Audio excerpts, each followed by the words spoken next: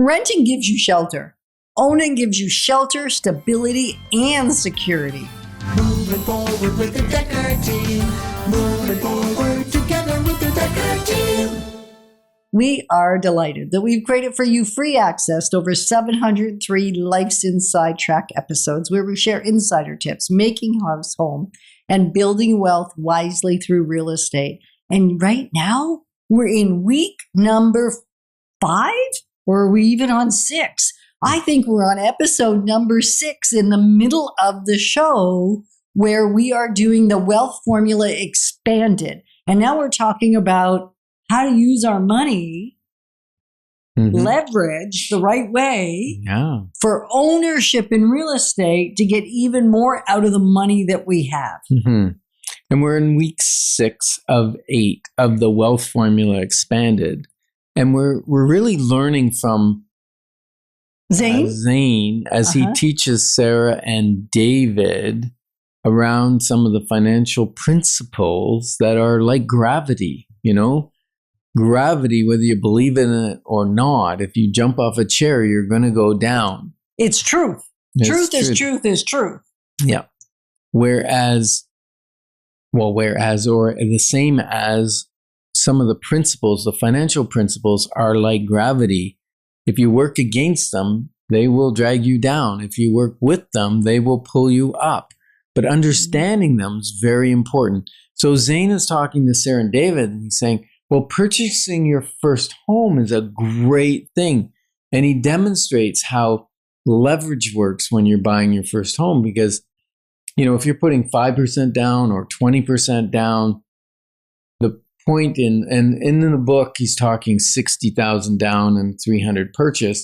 That's a 20% down payment. That's because 12 years ago, that's what a typical, you know, nice townhome was worth.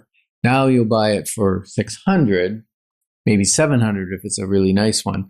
So you can use the same numbers. You just have to the same principle. Kind of increase the numbers. Right. You use the same percentages. You just increase the numbers. And the reason we went with 20% in the book was just, and many people can't save up to 20%.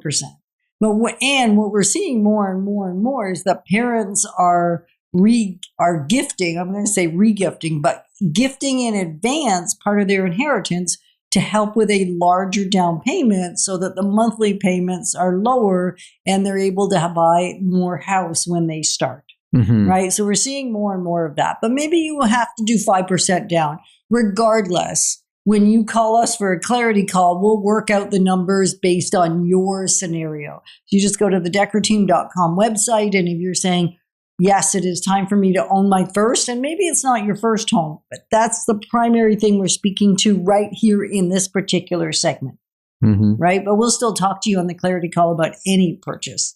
Yeah, won't we? Whether it's upgrading or buying an investment property, all of them build wealth. If done right. Correctly. Yeah. And it's interesting that who did that stat? Let me just see. Statistics Canada, actually, the wealth division distribution for 2025, they said that homeowners have a median net worth of $685,000 versus renters who have a net average median net worth of $24,000. That's almost 28 times difference. And that's even with the consideration of the misuse of the house for consolidation, for consumerism, or for consumer purchases. Yeah. That's even with. It's very, is that not very crazy? Powerful. Yes. Yeah. And, you know, when Zane said, he said in there, when you own where you live differently. You care more, you plan more, you grow more. You're really investing in your own investment. Yeah, and I would say that's not 100% true. I have had some amazing tenants that took better care of the house than I did, right? Like literally. And yet that's rare versus common. So if you're an amazing renter and you take incredible care of the property, this is not a slam against you. No. We're talking typically. Typically what happens is when you own something, there's a pride of ownership that goes along with it. Yeah, and we've also seen houses where they're dilapidated, and it's because the homeowner doesn't have the money to fix it, Right. or whatever circumstance changed, or they don't care. So there's that side of the coin as well.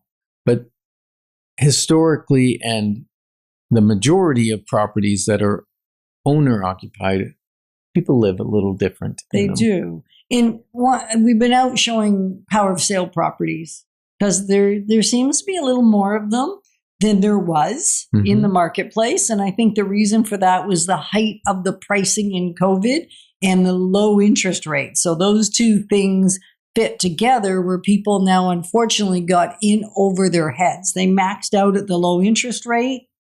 And now when the interest rates are still very low in the scheme of things, it is causing them a lot of distress, and they're losing them to the financial institution because they can't make their payments. Yeah, many of those took variable rates instead of locking in. And I'm seeing that on investment properties too. Yeah. People have investment properties up for sale because they didn't lock in. And my thought on investment properties is if you want to know for 5 years that it's got cash flow, that the rent's covering it, then lock it in, make sure it works in a locked in rate for say 5 years, because it gives you options at the end of the 5 years. But if you went variable at 2% and then it rose to 6% on investment property, you got a problem. Big problems. And yes, if the rates continue to go down and you've locked in, then yes, you're paying more interest over the long haul. And yet if the numbers work, again, we're moving back into that conversation around security, right? It's security and knowing where you're headed. So different purposes, depending on where you are in your journey, you will make a different choice. Right.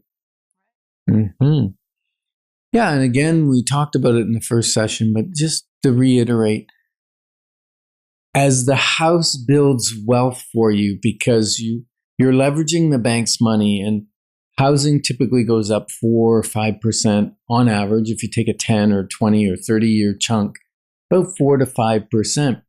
Well, you're only into it, say 20% when you start, or 5%. So you're leveraging, you're multiplying that growth. So you're not actually, yes, you're getting 5% growth on the value of the house, but that works out to like 20 or 30 or 40% growth on the actual money you invested. And that's a piece most people have a hard time wrapping their brain around, because real estate is one of the few vehicles where that's actually true. Right. Right? One of the very few investment vehicles where your money that you didn't put in is still making money. So the rates of returns are astronomical when you actually look at what was your down payment, what was your real skin in the game. Yeah. And so if you've been in your house for 5, 10 years and you started to build up some of that equity, maybe a clarity call on what you could do with that equity would be a great thing. And you can register for a clarity call, free call, on our Decker Team website, DEKKER team.com. And ownership is the foundation that keeps every other part of the formula working. And we're all about clarifying your options, because when your options are clear, your wisdom will flow. Moving forward with the